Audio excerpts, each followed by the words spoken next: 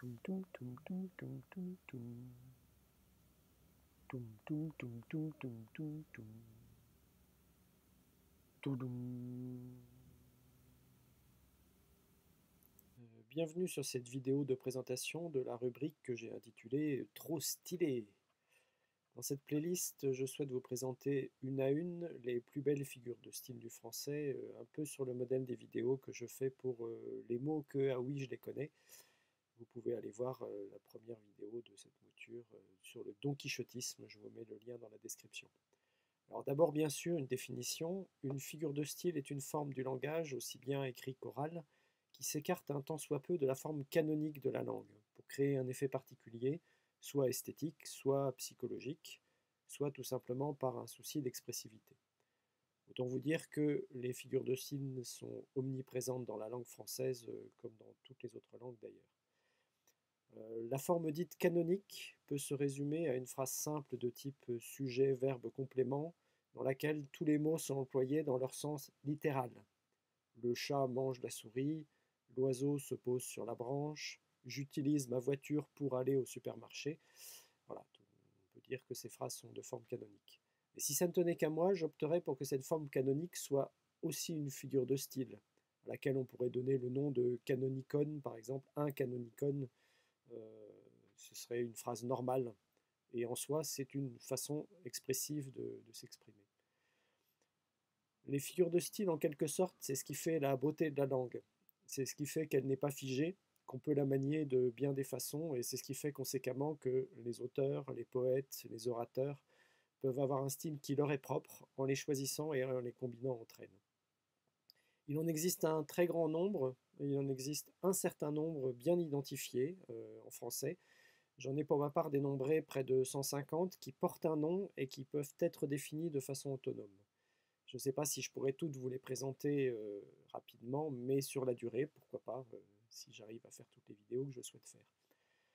Pour les classer, je les ai répartis dans trois grandes catégories, une classification qu'on retrouve grosso modo dans des typologies de figures de style déjà établies, mais que j'ai adaptées à ma façon. Première catégorie, la catégorie sémantique, donc les figures liées au sens des mots et des phrases, et à la façon de jouer avec les sens, comme la métaphore par exemple, qui est la plus connue. Ensuite, en deux, la catégorie syntaxique, donc toutes les figures liées à l'ordre des mots dans la phrase, à leur organisation les uns par rapport aux autres. Le langage de Maître Yoda, te concentrer, tu dois, est une figure de style catégorie syntaxe.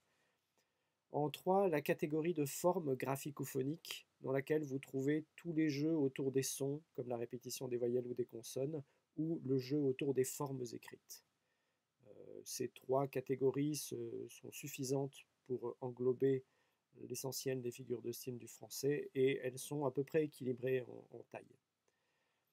Au sein de ces trois grandes catégories, on dénombre un certain nombre de types de figures de style avec des objectifs particuliers, comme les exagérations, les comparaisons, les oppositions, les atténuations.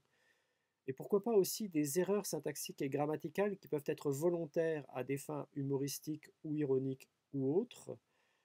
Parce que le principe d'une figure de style qui s'écarte de la grammaire, c'est qu'elle peut être volontaire, ce qui fait que des auteurs ont beaucoup de liberté dans l'écriture d'ailleurs, puisqu'ils peuvent se permettre de transgresser les règles grammaticales et syntaxiques grâce aux figures de style.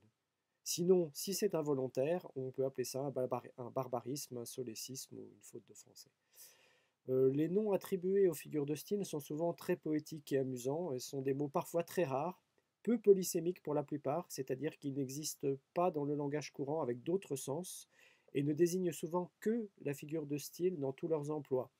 Antonomase, anantapodoton, adinaton, oxymore, zeugme, sileps, synecdoque, anacolute, hyperhypotaxe, etc., etc. Toutes ne figurent pas dans les dictionnaires d'usage, mais toutes font partie de la nomenclature des figures de style. Je vous les présenterai dans le désordre, mais en précisant à chaque fois la catégorie à laquelle appartient cette figure de style et le type que je lui attribue.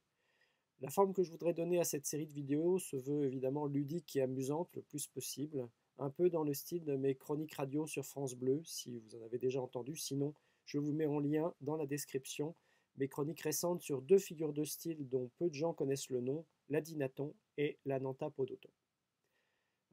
Pour choisir les figures de style que je vous présenterai, je pense les tirer au sort, c'est-à-dire mettre les 150 noms dans un petit chapeau, et puis tirer, comme je l'ai déjà fait pour d'autres textes, je l'ai fait notamment pour le texte sur la ventileuse, dont j'ai fait une vidéo que je mets également en lien.